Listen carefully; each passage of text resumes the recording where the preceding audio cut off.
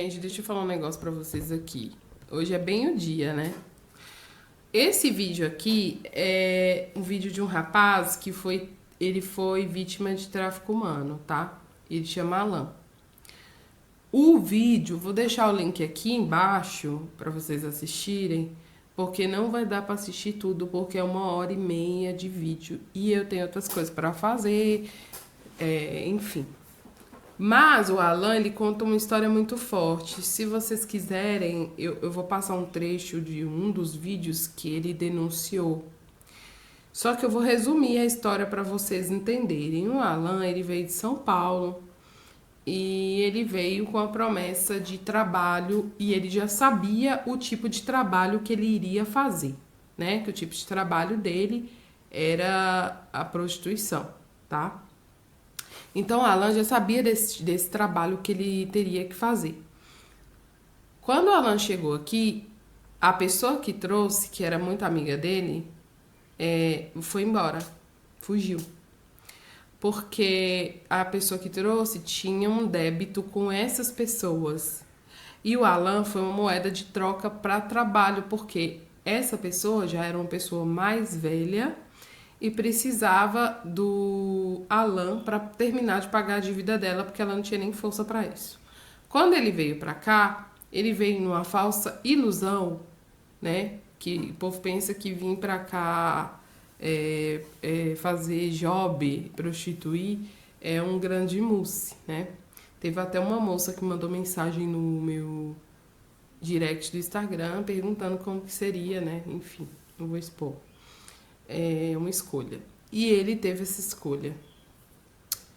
Ele sofreu, ele apanhava, ele tinha que prostituir o dia inteiro. Ele não tinha. Enfim, ele foi humilhado tanto por essas pessoas quanto pela polícia. Que ele fala, né? Ele fala que ele foi humilhado pela polícia daqui, porque eles, como se diz em italiano, prendeva pelo culo, fazia gracinhas com quando, com quantas pessoas ele se prostituía na noite. E aí, ele virou matéria de jornal. A gente vai procurar essa matéria, sim. E entre outras coisas que ele foi privado da liberdade dele. E por incrível que pareça, ele foi salvo por um padre, gente. Ele foi salvo por um padre. Por um padre, pra vocês verem, né? Onde é que a gente chega. E aí, ele conta a história dele, ele conta que ele teve uma. Não um asilo, porque eles ofereceram asilo para ele. Ele teve. Como se diz, gente? Proteção. Foi uma proteção que ele teve. E aí eles protegeram ele e tal, e depois dessa proteção ele ficou sem documento, enfim. O Alan fala que, gente, ele sabia de tudo, mas ele não sabia o que viria no pós, né? Porque tem muita gente que fala que aqui não tem tráfico humano aqui na Itália. E não é, gente, a Europa inteira é rota de tráfico, tá? É rota para as pessoas se perderem. E aí ele fala, a gente vai assistir um pedaço do vídeo dele para vocês entenderem o quanto esse menino sofreu. Tem umas perguntas que eu acho desnecessárias que o entrevistador faz, né? E aí, aqui tem até alguns brasileiros que comentam aqui no vídeo. Gente, aquela tal de Inês ficou não sei quantos anos na Alemanha. Foi traficada e conseguiu fugir com uma amiga chamada Cláudia. E ninguém fala sobre isso. É vocação, carne, fácil bem da América Latina. Vendem o corpo a €1 e só dizem que estão na Europa. Não é bem assim, né, gente? Aí ela, eu não duvido nada que façam isso para atrair brasileiros. Vamos assistir um trecho desse vídeo dele aqui, até porque eu acho o entrevistado tão lento assim. É uma crítica, mas enfim, é porque não prende. O que prende no vídeo é o Alan. E vamos assistir um pedacinho para vocês verem. Porque assim, tudo bem, você ganhava mixaria no Brasil, né? Só que você tinha, de certa forma, você tinha alguma liberdade ali, né? Você podia ir e vir, podia fazer as coisas e tal. Aí na Itália você estava ganhando mais dinheiro, Que mas não você era não meu. podia, que não era seu, e você não podia fazer nada, né? Não podia fazer nada. Eu não podia fazer nada, não conhecia ninguém. As pessoas no Brasil sabiam o que estava se passando com você, tirando a sua Não. família, outras pessoas? Ninguém sabia, nem minha família sabia. Ninguém sabia. Ninguém, absolutamente ninguém sabia. Porque pra mim, eu acho isso tão infantil hoje em dia. Mas na época, pra mim, dizer para as pessoas o que eu estaria passando era demonstrar uma Vergonha. fraqueza que eu não queria demonstrar. Eu não queria voltar pro A Brasil com a gente mão na frente e demonstra outra vergonha. atrás. Quando a pessoa fala assim, ah, volta pro Brasil. Ah, volta pro Brasil, tua vida é melhor aqui. Gente, sabe quantas pessoas vendem a casa, o carro, não querem demonstrar pra família o que tá sofrendo aqui, então prefere passar por isso? Sabe quantas pessoas eu conheci? Até eu mesma, quando eu via no meio de uma dificuldade e eu penso, cara, nossa, essa saída de documento tá demorando demais, não era melhor voltar pro Brasil? Ah, mas se eu voltar pro Brasil, minha família, o que, que vai pensar de mim? Então é isso que o pessoal pensa. Bora lá. Então, se eu sabia que com todos os defeitos, se eu dissesse algo para minha família procuraria a Tá vendo? polícia. E era uma coisa que eu não queria. Era uma coisa que eu não queria, porque eu sabia que eu Gente, poderia ela é tão continuar indo humilde. para frente. Você achava que tinha uma saída, apesar de ser difícil. E encontrei. Antes da gente falar disso, deixa eu perguntar também outra Gente, coisa. Você falou assim que a polícia sabe, né, o que está acontecendo e tal, Sabe? mas você chegou a sofrer também por causa da polícia, tipo, tá na rua, é, e aí sofrer algum tipo de extorsão, entendeu? isso é muito delicado e muito delicado mesmo, porque eu acho a polícia italiana uma das polícias mais sérias da Europa, assim, em termos dessas coisas, porque eles sabem que eles tem muita investigação de antiga que está saindo agora, as investigações, e tem muitas coisas que foram ocultadas pela polícia no passado que está saindo fora da boca do bueiro, está saindo tudo fora. Então, assim, eu acho essa alegação muito um pouco delicada, digamos assim. Tentarem tomar dinheiro? Não. Não, não, nunca. Mas eu me lembro de Não, um dia, isso tinha não, uns 3 meses eles não que são eu tinha assim. chegado, e, e eu acho que numa reação de pânico, eu saltei do carro de um cliente e logo atrás vinha um carro dos carabinieri. Que é a polícia. Eles me viram saltar Meu Deus. e eles não E fizeram aí? absolutamente nada. Tipo, nada. Nada. E quando eu Nada. comecei a gritar pra eles, eles falaram assim: olha, você não tem documento, você não é legal, você está aqui ilegal, você está fazendo um trabalho ilegal. É irregular. O Então a única trabalho é coisa que eu posso ilegal. te fazer é te levar preso. Tipo, eles não se importavam, porque não adiantava. Era um lugar aonde se deportassem 15 por semana, na outra semana chegavam 30.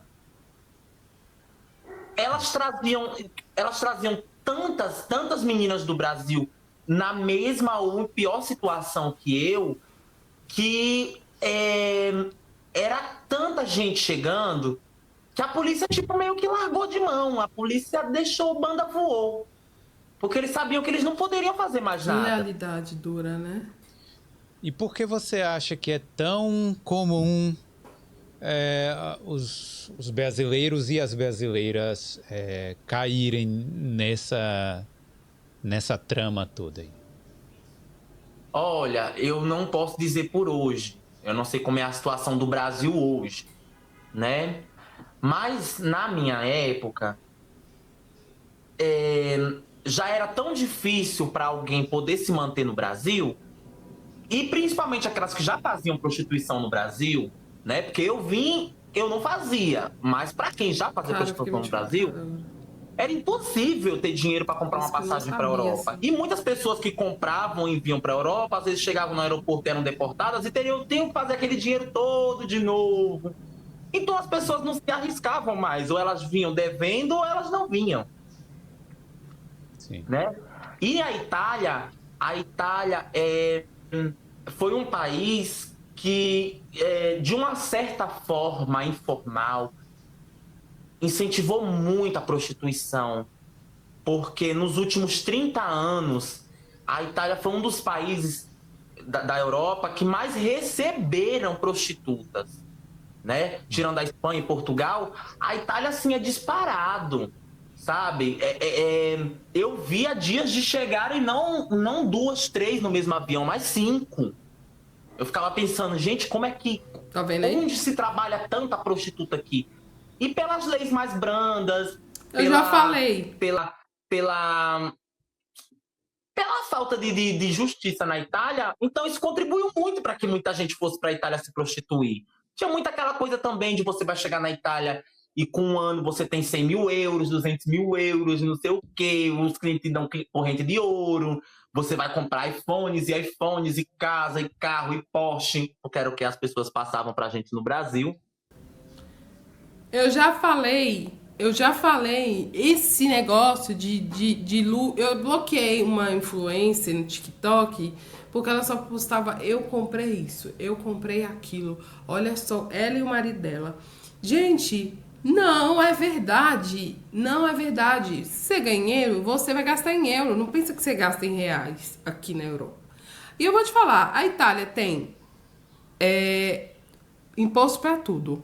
Tem imposto, você é obrigado a pagar o seguro do teu carro, você é obrigado a pagar o bolo do carro, você é obrigada a pagar a revisão do carro todo ano, você é obrigada a pagar a casa, o imposto da casa, você paga luz, água, gás, comida. Se você tem 2 casas, você paga o imposto daquela casa. Se você é empreendedor na Itália, você paga 51% ao governo daquilo que você ganha, que não compensa. Mesmo se você é estrangeiro, você paga um pouco de menos, mas você paga. Aqui na Itália, você paga para respirar, para viver, para morrer também. Você tem que pagar cada 33 anos o forno que você colocou lá. Você não compra o forno. Você pode comprar o forno, mas o forneto que eles falam, né? Que é onde coloca o cemitério, o lugar no cemitério. Depois de 33 anos, você tem que pagar quase 4 mil euros para a prefeitura, que é a Comune, que eles falam Comune, né? Que eu vou colocar como exemplo a prefeitura. Então, aqui na Itália, você paga para respirar, para qualquer coisa. E sempre foi assim. E nunca mudou. E sempre foi assim e vai continuar sendo assim. A Itália é um dos lugares que você paga mais imposto de toda a Europa. E não vai mudar. Aqui o trabalho é precário se você não tem documento. Vai trabalhar como ele, assim, na prostituição, mas pros outros, tá? Você trabalha, você tem que trabalhar e dar 1.000 euros para eles e ainda tem que pagar a tua dívida para eles ainda. Porque o lugar que você vive, você tem que pagar. Que ele fala lá no vídeo dele, depois ele fala como ele foi salvo. Vai lá assistir, porque eu não vou dar spoiler do final. E aí vamos continuar, porque essa parte é mais interessante, né? Porque o pessoal vem pra cá deslumbrado. O pessoal encontra o príncipe, entre aspas, na internet e acha que o cara é bom, vem aqui, apanha. Teve uma moça...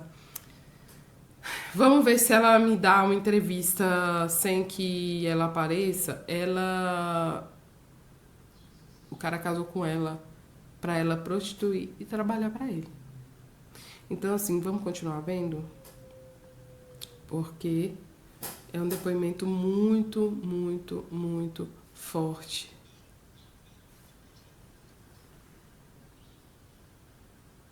Entendeu?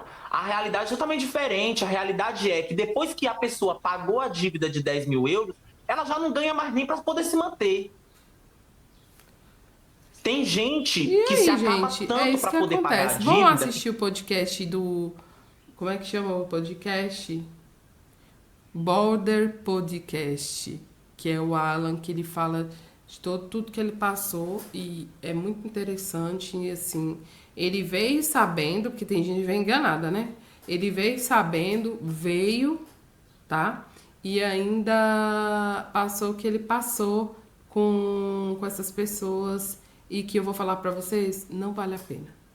Fica por aí, se vocês gostaram desse vídeo, se vocês gostam de vídeos assim, quer que eu traga outros vídeos do TikTok, tem tanta coisa, gente, TikTok o pessoal posta, que a gente vai analisar depois. Então, gente, fica por aí, curta, compartilha, divulga esse canal para o Deus e o mundo. E é isso. Beijo e até a próxima.